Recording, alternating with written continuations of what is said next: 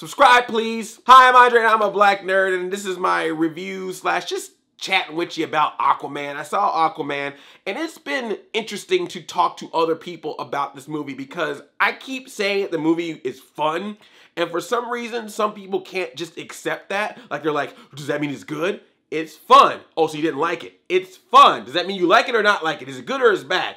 It's fun. Wouldn't it fun just not be accepted as a thought about a movie? Like, I understand that in the world of Twitter talking and ups and downs and fresh and rotten tomatoes and Metacritics that you need some authoritative answer on good or bad. And if you need that from me, then fine, it's good, okay? Because it's not bad. It's not great. Yeah, there's definitely movies I like above it. But if you need that specific thing, there you go. Fresh tomato, whatever critic number, DC, Team DC gets a win this time. I don't know what. This is stupid.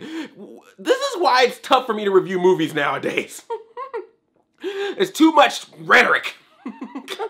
But that being said, it's fun. The movie is not even trying to be deep or dark. Like, it has some serious moments, but it definitely ain't Batman v Superman dark. It is. We have gotten a far way away from that. This ain't even Wonder Woman deep. This is just a movie that's like, hey, we got a superhero played by Jason Momoa who talks to fish and swims in the water and is not gonna wear a shirt a lot of the time and do some fighting scenes. Does that sound cool to you? Do you want to see some mutant seahorses fight sharks? You want to see an octopus play the drums at a ceremony? Welcome to Aquaman! And you know what? Thank you. That's fine. I have no problem with you not trying to be deep about a city in the deep sea. In the deep ocean. They referenced Justice League and like quick. They did a really like one line like, hey, remember Steppenwolf? Let's move on. To let you know that, okay, this takes place after Justice League. But this movie is much more fixated on giving you a standard Aquaman movie than to worry about trying to make some other kind of built universe around it, and that was cool for me. It also looks really cool. I gotta give props to the direction on this movie. James Wan did a really good job directing this, because let's just be real. In the hands of other directors, and this is not anyone specific, I'm just saying in general, someone could have messed this up royally. They could have really made this terrible and dumb and stupid and boring. The fact that he was able to take something like Aquaman and turn it into something interesting and fun on screen. I know everyone's gonna be like, but the comic books. I'm not talking about the comic books. I'm talking about the movie. The fact that he was able to make it interesting on screen is really cool. There's some silly stuff in this movie. Some silly stuff. But he makes the silly stuff look cool. He made Nicole Kidman cool, man. Like, there's a part where Nicole Kidman's like, you gonna mess with my baby? And I was like, damn, Nicole Kidman. Shoot. Woo! I don't know what's sexier, you in this movie or you in Paddington. You don't believe me? Watch Nicole Kidman in Paddington. You'll know what I'm talking about. I'm gonna get that bear. Ooh, get me, I'm your bear. The shot that they do when they go into Atlantis, which I'm sorry, I can't help but to compare it. It kind of reminded me of the shot when they flew into Wakanda for the first time. They have a shot where they're in a ship flying into Atlantis and you're looking around and seeing how beautiful it is.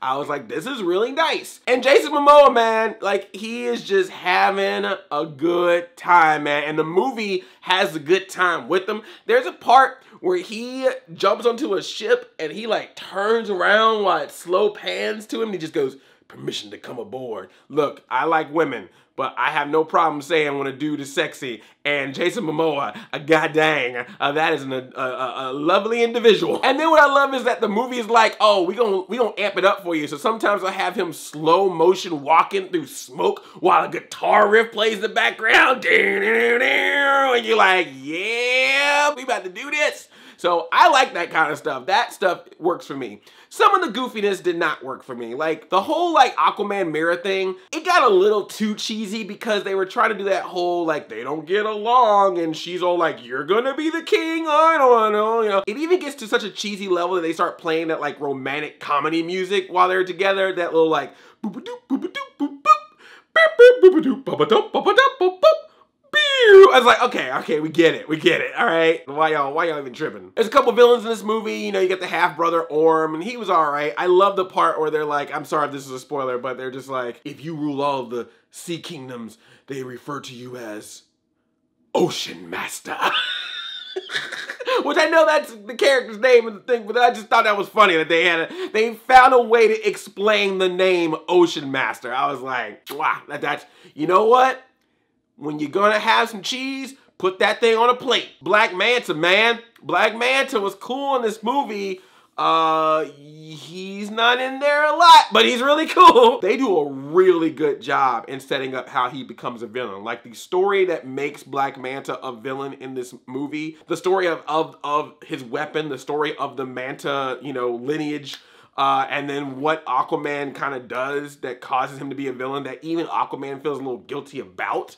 Like, that was good. That was one of the best moments in the movie. The beginning of this movie is like solid.